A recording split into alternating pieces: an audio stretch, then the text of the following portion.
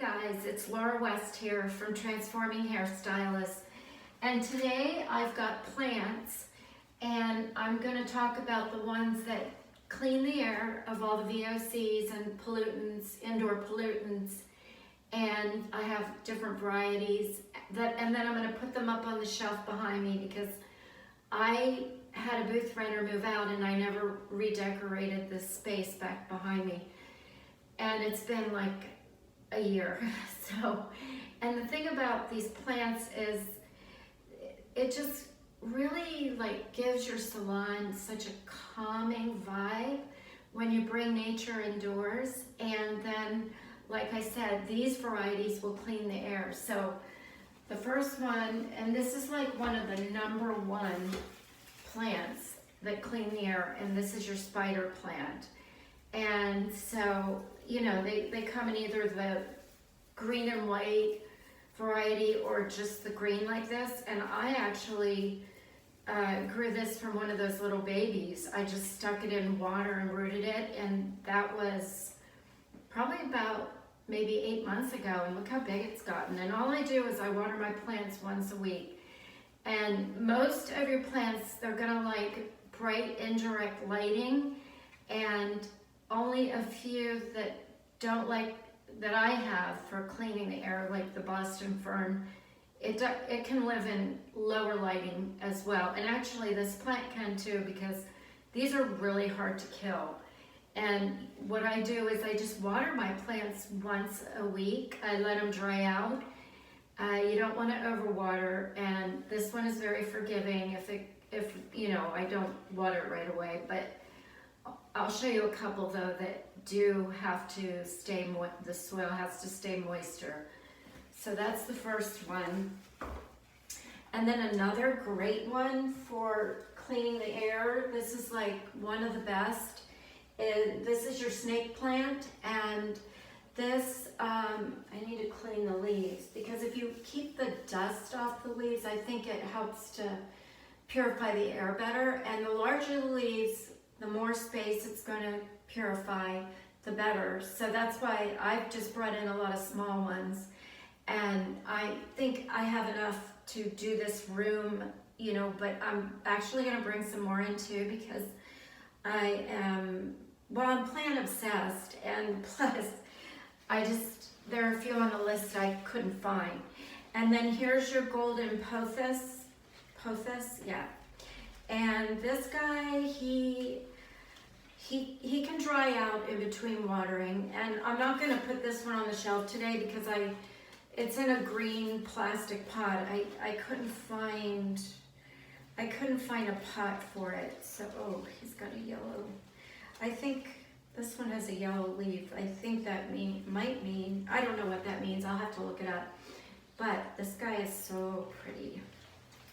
And then, okay, so this is the one I was telling you about, the Boston fern. This likes lower light, and you have to keep it moister. And originally I put it in a clay pot, but then I read you don't want to put these in a clay pot, because if you put them in a clay pot, the clay absorbs all of the moisture. So I took it out of the clay pot, I put it back in the plastic, and I'm not going to put it on the shelf today until I find a cover for it. Like I'll probably get a white pot and just put the whole thing down in the pot, and that would be perfect. So that's your Boston fern. And then this is a palm tree, and these again, bright indirect light. Most plants, they don't like direct light. Like if you put them right in the window, you know, you can get some of the leaves will start to burn. And I simply just placed this whole thing in here, so that way when it, you know, it looks good, and then when it drains, it won't leak. And also, I'm really worried about my shelves, because I'm hoping that these plants are going to hold without the shelves falling down. So I try not to do too many clay pots. I try not to, because they're the heaviest. And then here's a little ivy. Ivy's really good for purifying the air. They like to dry out in between waterings. They're hard to grow. They can get mites. Indirect light, I've killed quite a few, but I'm gonna try again. And here's a good one here, mint. Who doesn't love mint, you know? And then you just rub the leaf and smell it. Oh my God, it smells so good. Again, these actually like more low light, but they're really not, they're hard to kill, so I think it'll be fine in here. I mean, this is a bright, this room has indirect light. It has a window, and then it has the overhead artificial lighting. And then over here, we have one of my favorites. This is aloe, and it got, one of the leaves broke off on the way over here, transporting it from my home.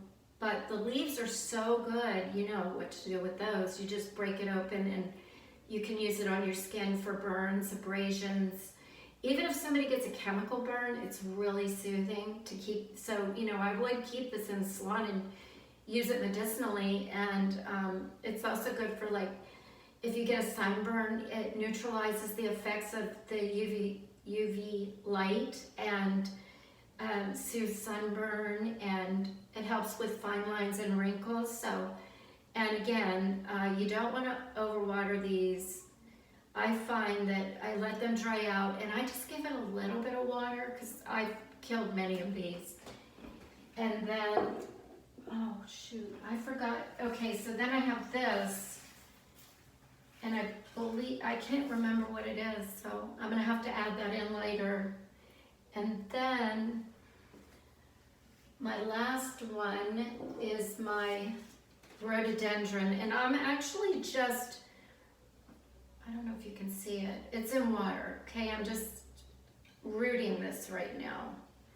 And I think they look good like this, because like if I put this up here like that and just let it kind of cascade, I just think it looks really, I think that looks really good like that. I like a single stem, but what I'll end up doing is probably planting that, and I'll put probably about 15 of those in a pot if I want to make it full, and then that's a nice way to do it too. And again, these are really indestructible. They're hard to kill, and I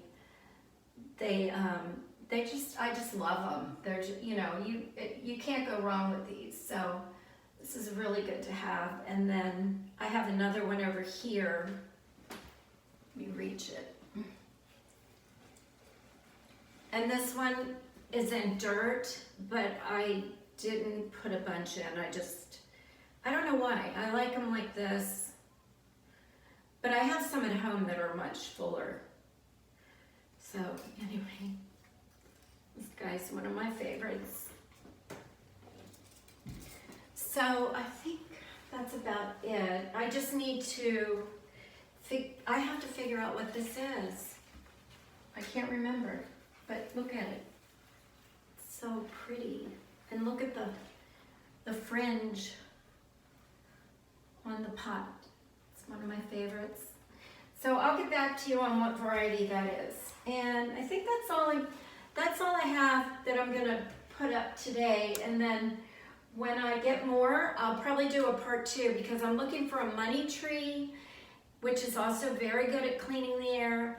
And at the end of this video, I forgot, I'm going to take you into the front room at the salon where I have my dragon tree. It's huge. I was gonna bring it in, but it's just so big and it's heavy. So I'm gonna, at the end, I'll take you in there and show it to you. And it's really good at cleaning the air and easy to grow, and they get really big. Mine turned into a tree after a couple of years. So, okay, so I'm gonna get started on decorating the shelving.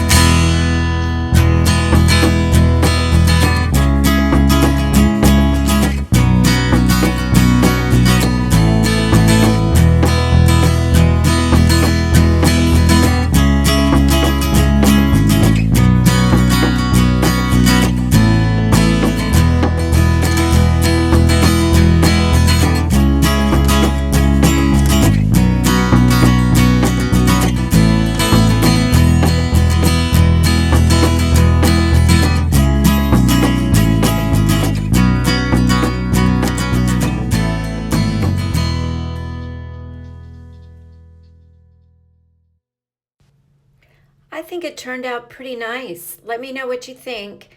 And also, you can follow me on Instagram at laura.west.holistic. And thanks for watching. And remember, you're beautiful from the inside out and the outside in.